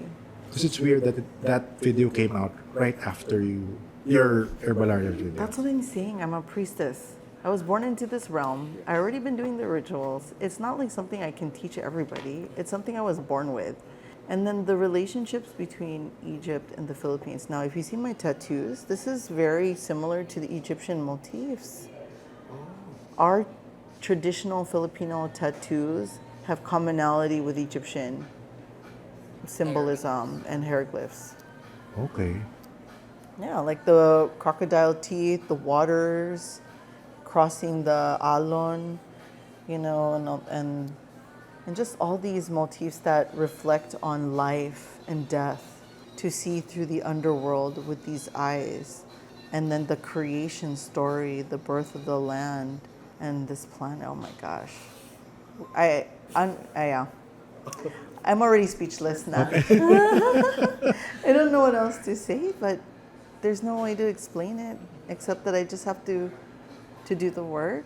But knowing that you're getting the validations of my origins in Egypt, my origins as a Filipina woman born in America, on American land, but it's not American land, it's indigenous land. That we carry indigeneity in our bloodline. And I think I want to remind others, those of you who are listening, that if you say you don't belong to an IP group or something like that, just remember you did come from a group. You did come from an indigenous tribe.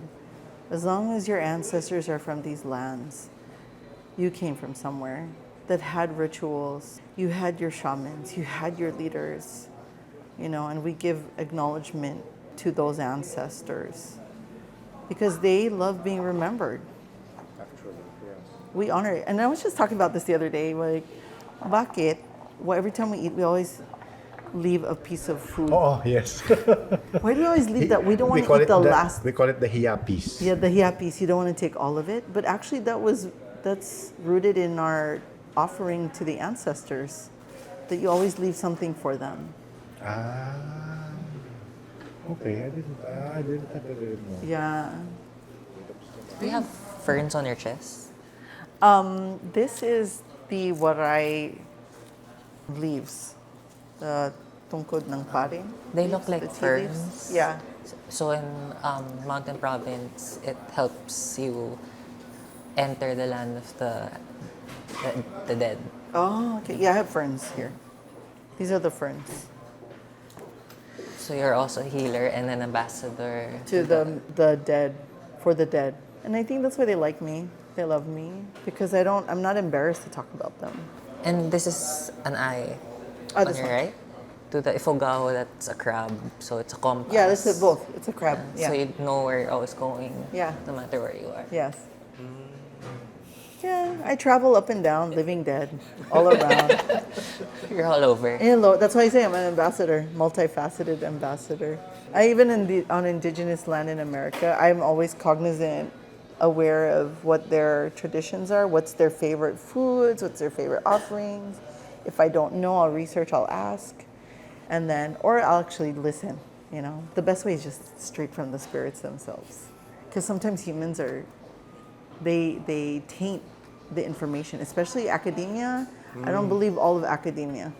Early academia, early studies of indigenous cultures were extractive, and they gave no cultural exchange. Even now, there are films that want to do their papers, academic papers and dissertations on our traditional culture bearers and how we're helping people now.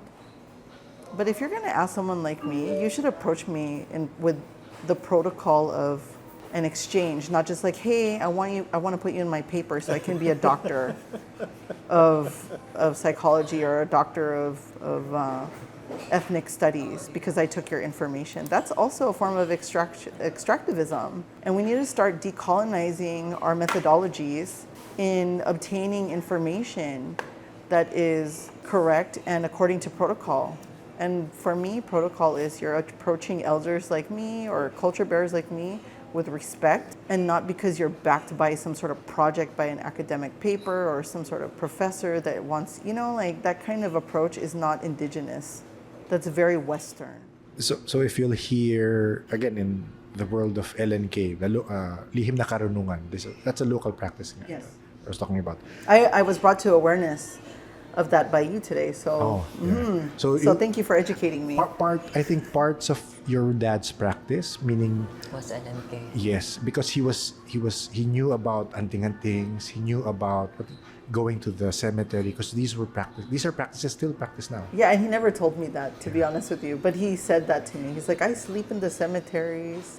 I'm not afraid of that. Then he always has his anting-antings. Did he take a piece of bone in the cemetery? He may have, I don't know. Yeah, because that's part of that. I would never do that. It's so desecrative. Oh my God. But they do Daddy. that. But in their practice, part of learning is talking to an elder who will impart you knowledge. And That's what he told me. Yeah. He told me that. That's what he did. and what they always do is, so usually it's a male-dominated practice, but there are females who do it. But He was in a fraternity, he said. he was in that's what he said. It's kind of like that. But they're different. Again, they're different groups, I think. But what they do is, if they want to learn from an elder, they call it a maestro. They call it ligaw. Talagang they court. They bring drinks. They bring food, and Yeah. once they get that going, and with respect, sometimes the maestro will teach them, sometimes no. But they Yeah. have to court. Yeah, I To get feel that like I need to be courted. Yeah, that's my point. Why am I courting you? Yes. Why, and that's why I have a hard time when like let's say through Herbalaria to put out classes to teach about certain things like halamanism, atinggamot. I almost want to, like, okay, you're paying me to teach you, great, but are you going to continue these studies? What's your intention? Like, are you being more, like, I want to just start fluffing my resume of spiritual learning. Do they get a certificate? I did give a certificate. I did. Some maybe after that. And that's what is attractive. But then at the same time, I was like, well, then what does that mean to you if that's where you stop? Yeah. And even when I opened up a second class, like for my atinggamot class, for halamanism, teaching the magic and medicine of my traditions, of Filipino tradition, that's where they're like, oh, I don't know if I have the time, I don't know if I have the money. All the excuses came all over the place. Not that it's not valid, but this is where I'm really seeking out who wants to be on this journey with me, will be serious. Because really the traditional way isn't about money. It's really like, I want to know if you're trying to build a relationship with me. And you have fixed costs. I mean, it's just Yeah, I practical. do. I mean, Yeah. I live in a capitalistic society. We have to learn how to survive with that type of model. But at the same time, I think you should be courting me too, to want to be by my side. Because if you are wanting to learn from me, then you should be at my house. I think you should be wanting to talk to me. I have friends that are always with me, and I just freely teach. I don't expect anything. But you know what? The returns far exceed any type of money, any type of monetary return. Like, the returns are your friendship, your love, your care, holding dearly the knowledge I gave to you in return, but also giving my family honor and my name honor. Because I actually carried my name is Lynn Pacificar. Pacificar is the family name of my husband. So I'm also giving honor to the Pacificar family, who are also from Iloilo. They're from Panay. So I'm like carrying Panayanon Yes. lineage. Yes. You mentioned that halamanism. Is it okay if you talk Expand about upon it. Yeah. So, Halamanism is just a reclamation of our Philippine indigenous pre-colonial practices through our plant relatives for the uplifting and really just bringing back to light of our ancestral ways for our communities, our families, and also for the planet. Is that part of herbalaria? That is our Arbolaria. That is herbalaria. Okay, okay. I saw in one of your posts in herbalaria, you have a product, Lemurian Seas. Oh yeah, that's my skincare Okay. line. So is there a reason why you used Lemuria? Do you have like past life? Well, I use Lemurian seed crystals in okay. ritual to uplift all the skincare. Okay. That particular skincare. Okay, I thought it was because of. That the fact that the Philippines is part of Lemuria. Yes. Yes, that too. Okay. Oh no, I'm not ignorant of that. I do know how powerful the old lands were and how we're tied into it. I actually think this is kind of weird, but I'm going to say this. I think Filipinos are extremely special Yes. because we are descended from alien DNA. That's why why we say third eye, because that DNA is tied into this, I guess you could say, what do you call that when you're, Hybrid. no, like you don't need to speak. Telepathic. Telepathic. Yeah. Yeah. Hey, you have mental telepathy. My mom has that. Even my mother-in-law and I have that. It's all mental. Like I don't even need to speak, and I already know what they need. Like today, my husband texted me on WhatsApp. He's like, "Oh, find a barong Tagalog for our son." I was like, I was just passing through that area, and I said, "Oh, I need to find a barong Tagalog for my son." It's because my mother-in-law was telling me to find one, to tell me to find a barong Tagalog for our son because it's for her birthday in October. That's like mental telepathy. When I started the podcast, because I had research on Atlantis, I had research on Lemuria, and again, the signs are pointing to the fact that the Philippines was part of Lemuria. Yeah. So I had the theory that the reason that a lot of Filipinos had different psychic abilities is because they were descended from Lemuria, and Yeah. according to some documents from Madame Blavatsky and the Theosophical The Society, Philosophical Society, yeah. that the Lemurians were more psychic. Psychic, yeah. They would talk through telepathy. Yes. That's why I felt that Filipinos have that special ability. It's because same theory as you. That's why, yes, I'm happy it came out. It's Validated. because- yeah, validated. My theories are validated. And don't worry, I'm here to validate your theories. So run it by me, and I'll see if it's true or not. I'll ask our guides and ancestors. That's why I feel we have that special gene. I feel it's genetic. But mind you, I don't know everything. Yes. All I know is what they tell me. So they know more than me. Okay, so from the How about ancestral that? guides, Is that fair? we are from That's Lemuria. And that's why I always say, "Oh, good. I don't know anything. Are you a healer?" Nope. I just do whatever they tell me. That's how you check egos, because it's not about you. I don't make it about me. That's what you'll see here, Christians. They say, "Oh no, all glory to God, all glory and honor to the Lord," because it's a good way to check your ego and give credit to where credit's due is really spirit, and so it makes sense, but it really is for me like the spirit, like all the guidance. So if I'm validating, I'm gonna just check it against what they're saying.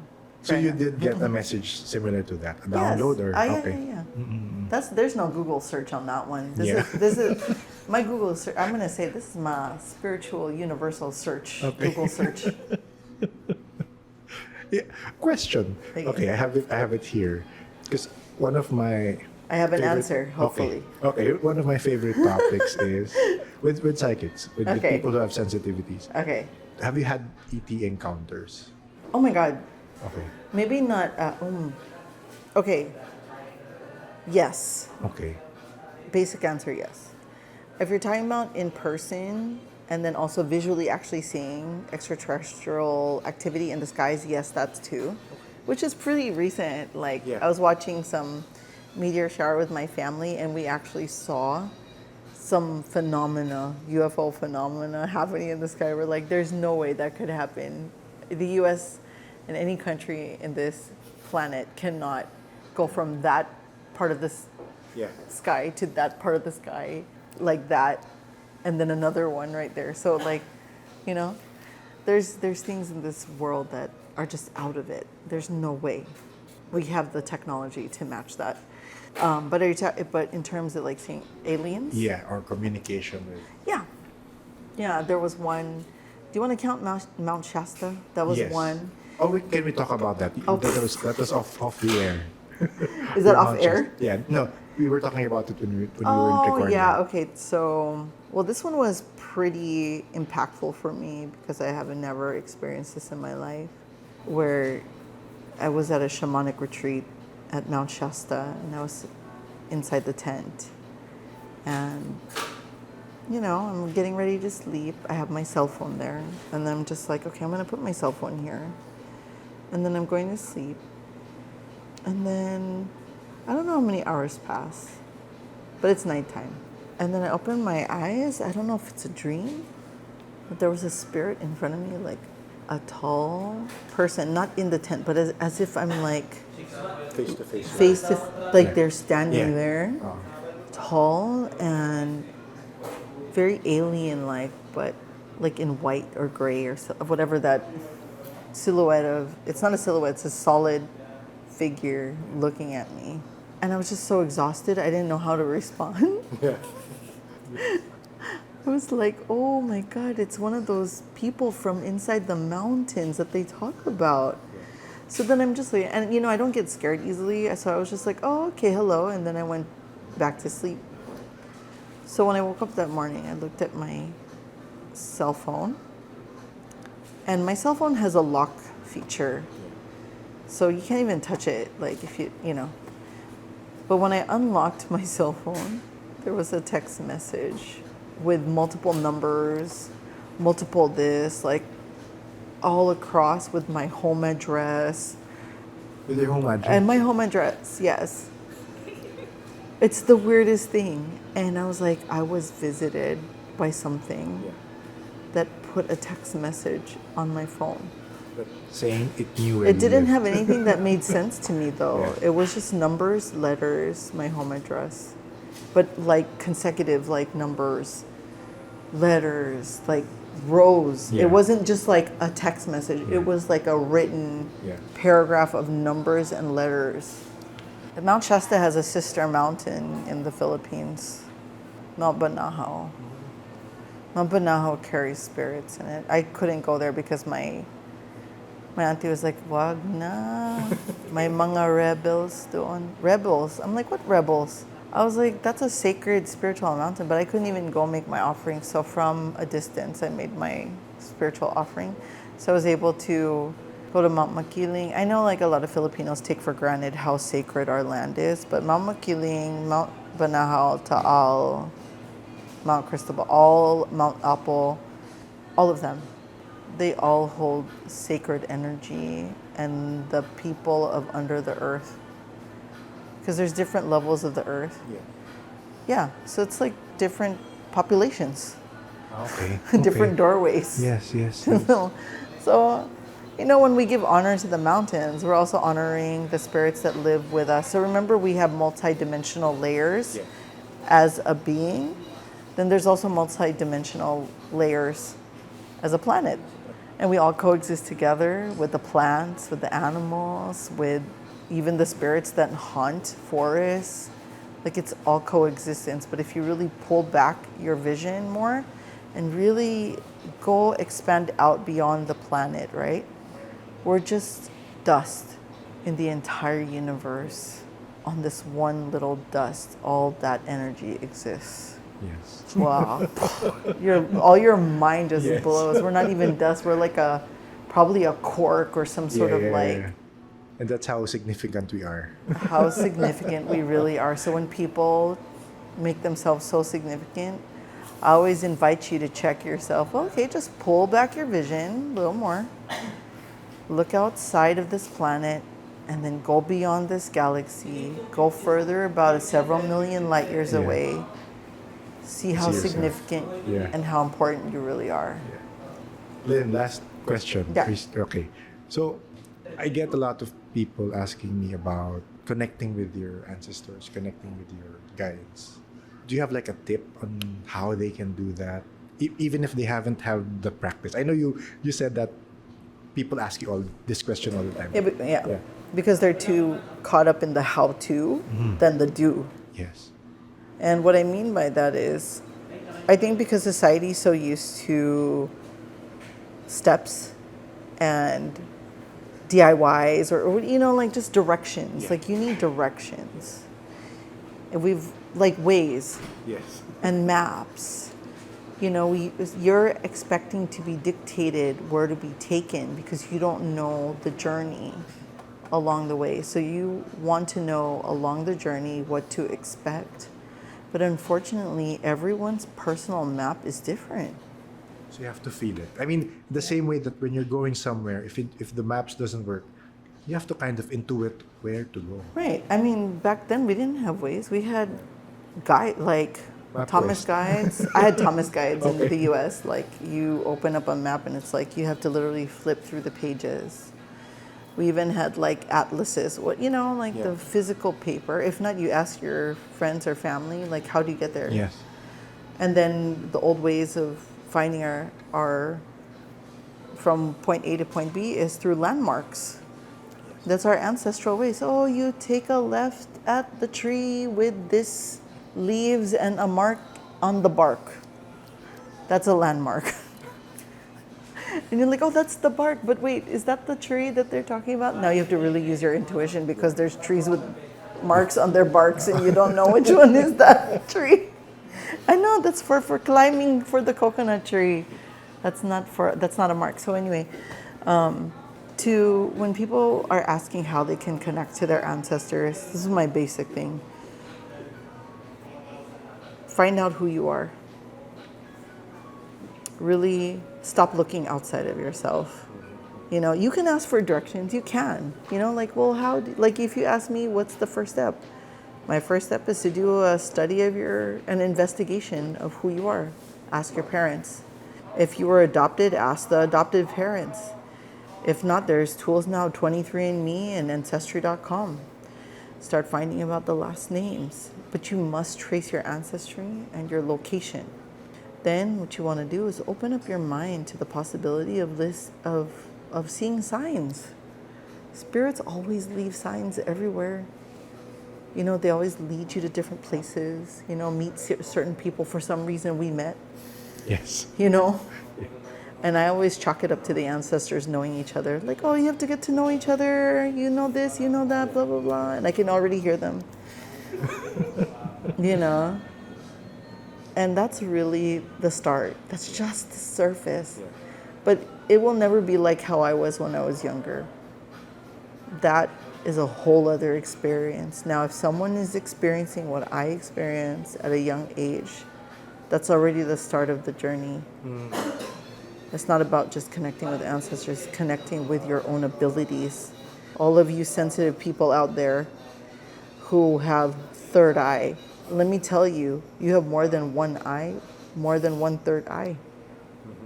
You have multiple senses across all dimensions of your body. And I think that's why when the tradition of teaching chakras, people say there's 7 chakras, but actually there's more. Yeah, because there's multiple portals in your body. You are an entire galaxy, and then within your body are multiple galaxies. Every cell is an individual galaxy. Even every cell you shed off your skin is a galaxy that just came off of you. So yeah. So how can they learn more about you? I'll I segue talk to that. too much. No, it's That's okay. why I'm a Katuuran. The Katuuran's a Oh, truth speaker. yeah. Maybe can you can we were talking about that again Oh. off the air. Can you talk? Sorry, that's the last one now. So so people can know about Katuuran. So Katuuran, it's an interesting word because it's not something I told myself. I'm not a self-proclaimed one. I was given it, and neither was the word albulario. It's not like you're growing up and you say, "I want to grow up to be a Katuuran. Yeah. I want to grow up to be an albulario." It's a vocation or a gift or a role that's being given to you that you have to decide to take up. So for those of you out there who go, "Oh, I don't want the gift," you decided not to take up that path, but you have it. I think everybody has the path, you know. But to be a Katuuran is a special path that I was given by the ancestors during a ritual, and I had no idea about this word, to be honest with you, none whatsoever. But it essentially means one who speaks truth. Katuud.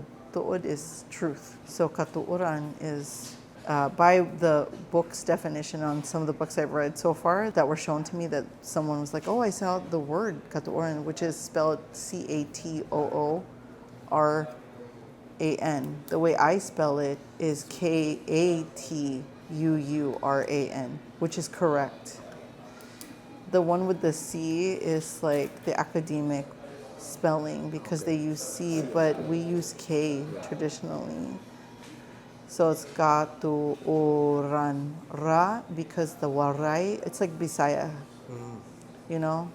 It's not Katuudan, it's Katuuran. And then also, there's another word that sounds similar to it, which is Katalonan. It's similar. Similar, but the truth speaker is, and according to the book that I read, was, and it's the one that's about the history of the Visayan people, written by a friar, a Franciscan friar. And he said that the people trusted a Katuuran more than they did a Babaylan, because the Babaylans could deceive the people, but the Katuuran, that's why they were named that, because they would tell the truth. And then in another book, the definition of Katuuran is one who is a Babaylan who is prophetic. Which I'm like, okay, let's take out the word Babaylan. I'm not comfortable with that terminology because I was not raised in the tradition of the Babaylan, because it is still a living tradition. And so if anyone's using the word Babaylan without being raised in that or being trained in that, I would highly discourage that. But because this was legitimately given to me, I do the work of prophecy.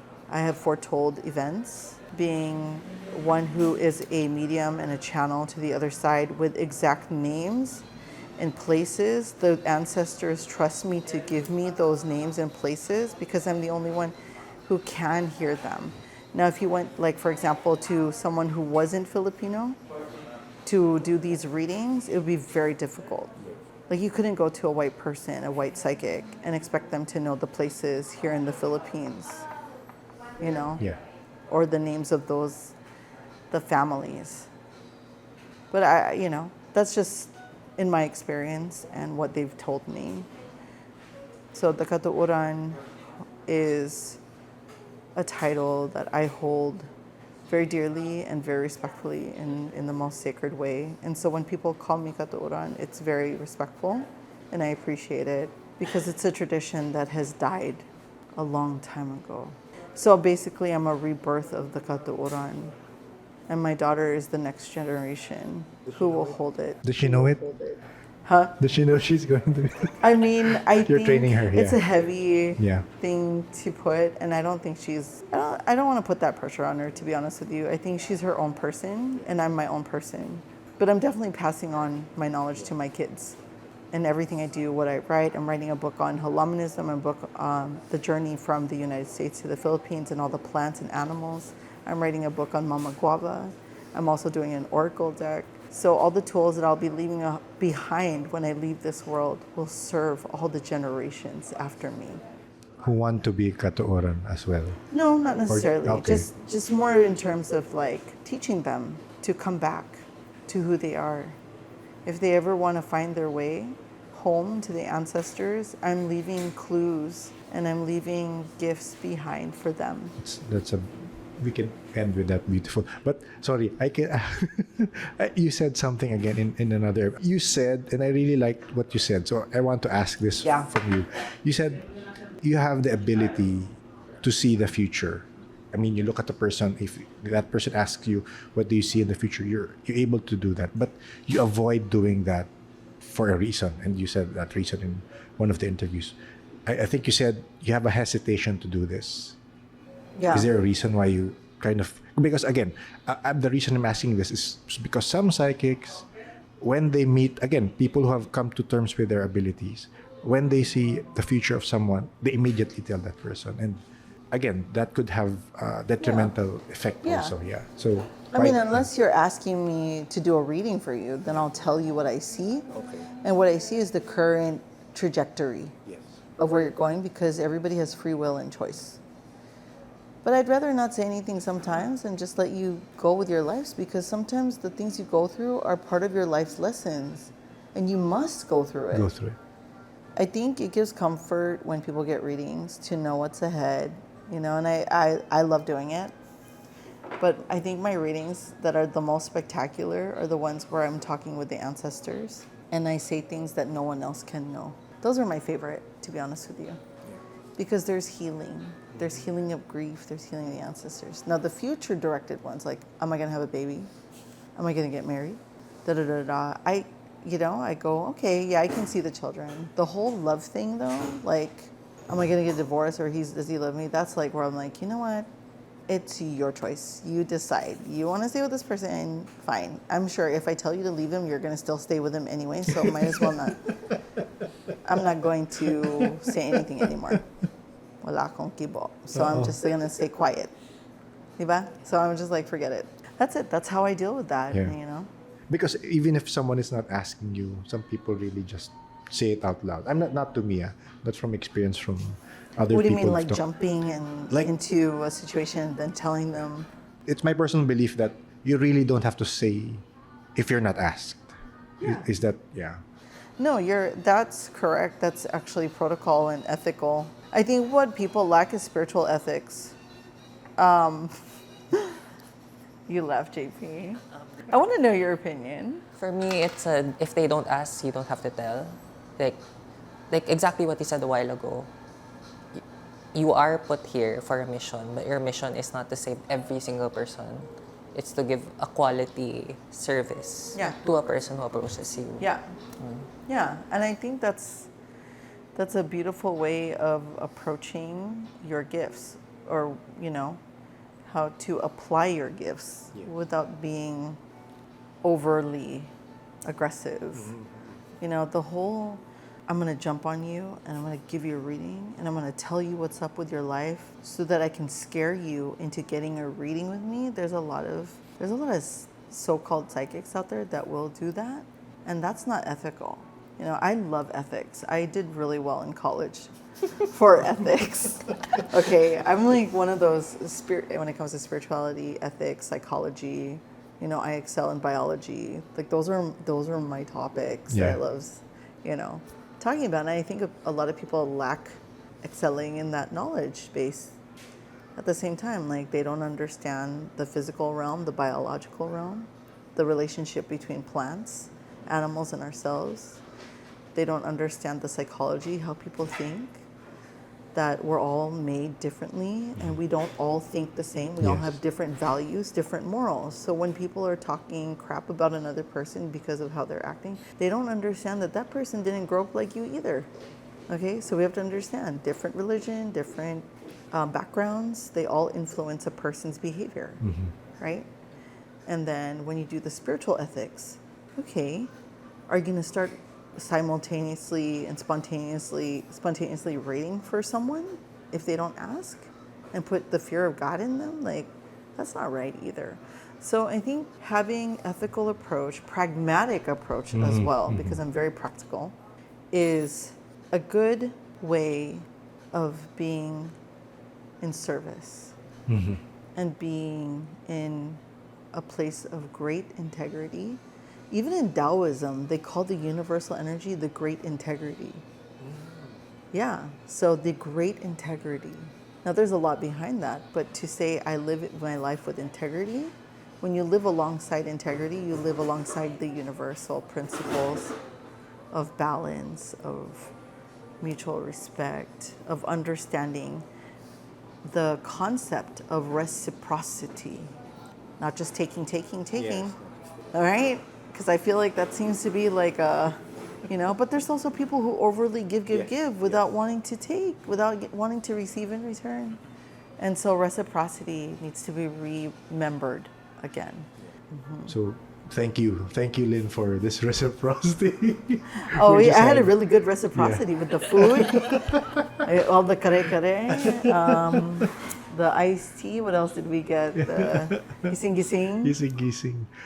How can people reach you? You said that that's how usually when you have interviews and you give Oh, out yeah, your. they can reach me on Instagram at I am Herbalaria. And then, and then my website is herbalaria.com. So they could see my products, my stories. I have different blogs that I post up there to teach people. Like I leave clues and hints to Okay. find me, Yeah. and my YouTube channel as well. So I just put it out there. So if you happen to find a thread on me or find me somewhere, that's your ancestors calling out to you to reach out to me. I will never seek you. I will never call you to me. I'm gonna just be here waiting patiently and humbly at your service. Thank you, Lynn. Thank you. Salamat. Salamat gid sa imong tanan. Thank you. Lynn, thank you again for taking the time, and thank you also to Tita Letty who joined us in the first part of the conversation. I've mentioned it several times, but I always enjoy when we have multi-generational stories in the podcast. So hoping to have more in the future. If you want to reach out to Lynn, I'll post the links in the show notes. With Lynn's interview and with other culture bearers that I've talked to, I decided to group several interviews into what I will call the Pamana series. Thanks to JP for coming up with the name and the suggestion, of course. Actually, thank you to JP who facilitated this conversation with Lynn. JP is what you would consider a culture bearer hunter. Peace tayo, JP. JP is also a past guest of the podcast.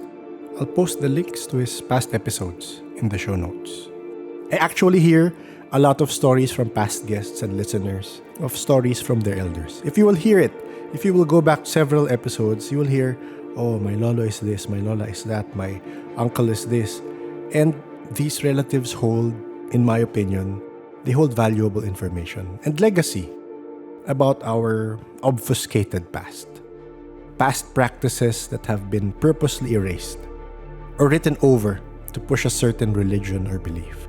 And I believe as family members, it is our duty to at least preserve these stories. I remember Sapphire's first episode where she played a recording of her lolo, telling her stories.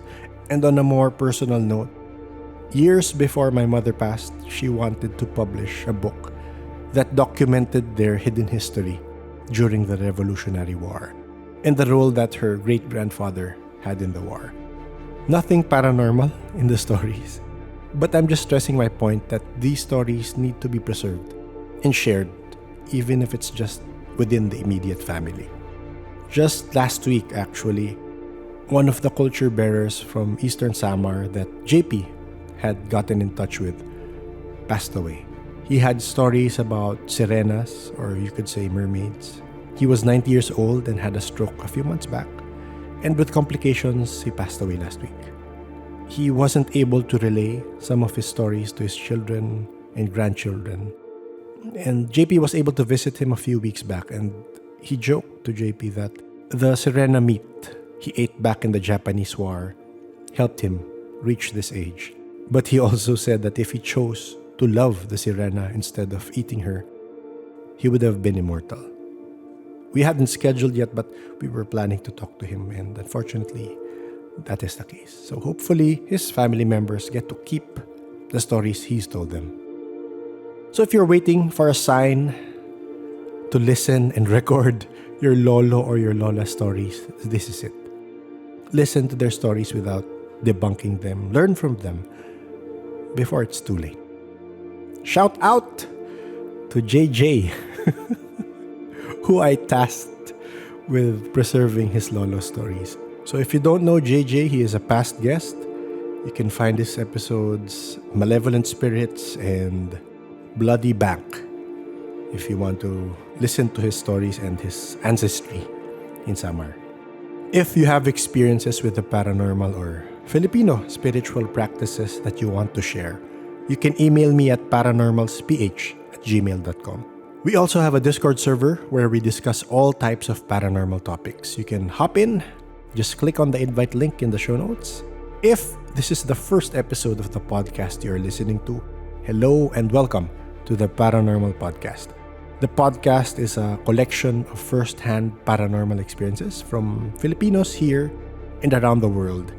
And if you're wondering why the name of the podcast looks like a misspelling, it's intentional. If you read it in Tagalog, it's paranormal.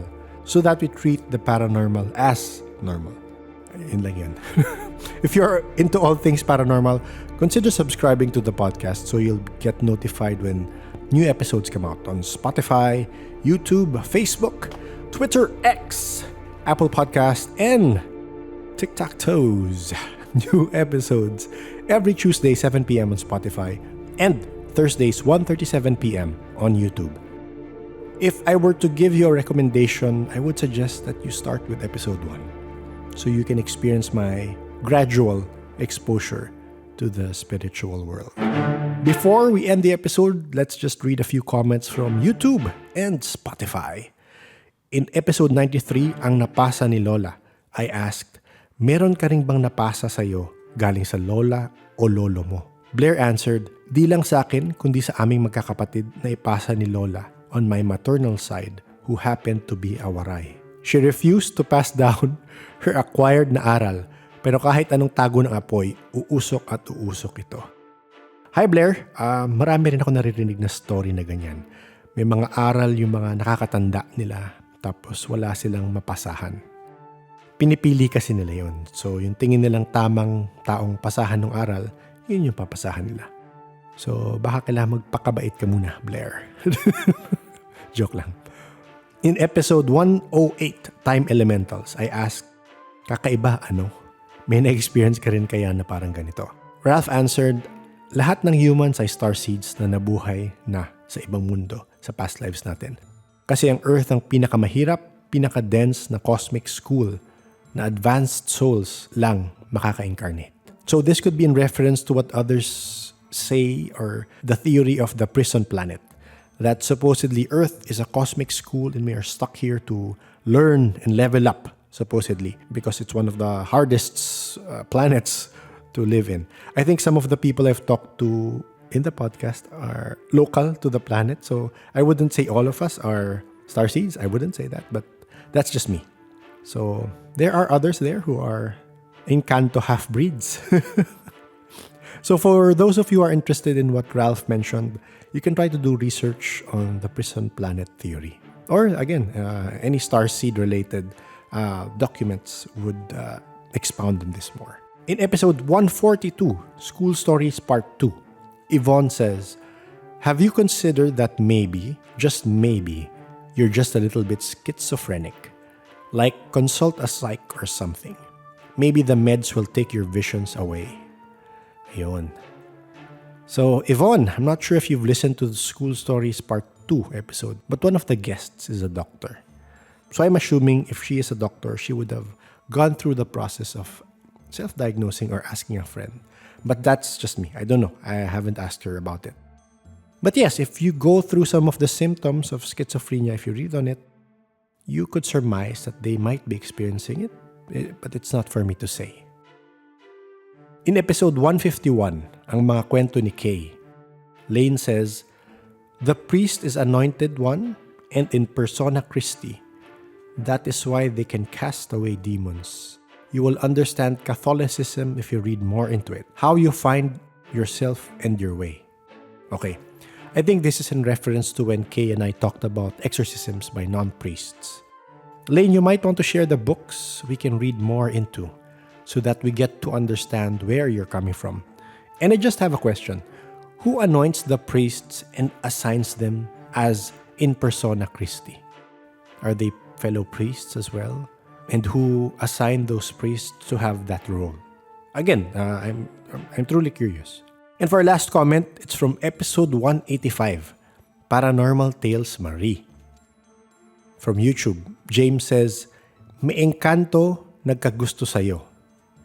Kasama mo siya palagi. Ayun. Hihinto lang yan pag may lalaking magmahal sa'yo ng tunay. Ayun, Marie. Nabasa mo na ba ito?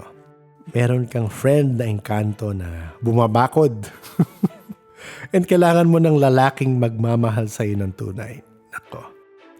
James, papaabot ko to kay Marie. Hintayin na lang natin kung anong update sa love life ni Marie. If you have comments or questions, feel free to leave it on Spotify, YouTube, or in the socials. As we end, I'd like to give a shout out to our paranormal Patreons and coffee supporters.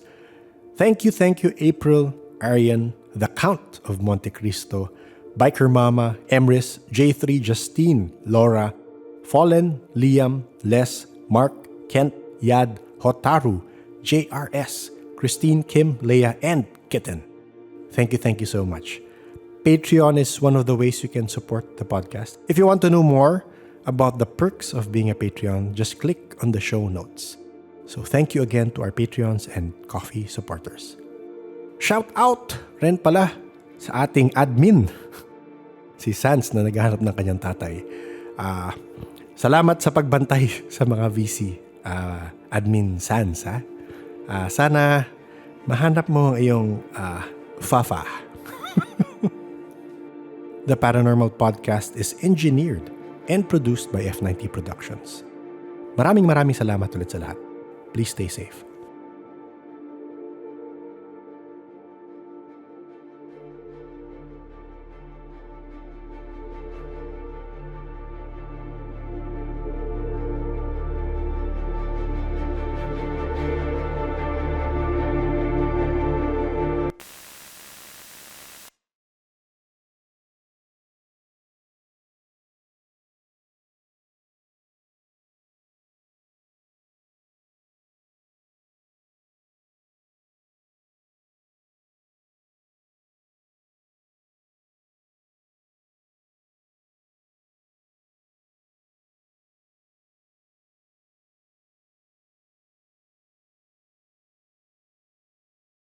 Very short LL lang please. Recently Ash, yes, the same Ash that Lynn helped from the episode Ang Kalakip. He shared a passage from a book he was reading. The book's title is History of the Bisaya People in the Philippine Islands. Historia de las Islas e Indios de Bisaya, written by Ignacio Francisco Alsina back in 1668. He messaged me that he thinks that the Diwata really looked like Europeans. And Ash thought, before, he thought it was just colonial mentality. But there's this text in part of the book he shared. I'm going to read it. Tramp gives us this entry for Dalakit. A baliti tree, home of the fairies or encanto, supernaturals of light-skinned European type, who bewitch people and steal them away. So I'll share the screenshot of the book he shared, of the book page he shared. So the Dalakit tree that they mention is in the family of the balete tree. I would read into the statement in several ways. That encantos are really light-skinned, but the writer just associated it with the whiteness of Europeans. While I would classify it as hilaw na tisoy. Tisay. And if you're an LL listener, you would hear this from me ever since the start of the podcast. I noticed some people who are, let's say, mga nababate, they would have a certain complexion that is neither Chinese whiteness, European whiteness, but it is some kind of whiteness, which I call hilaw na tisoy.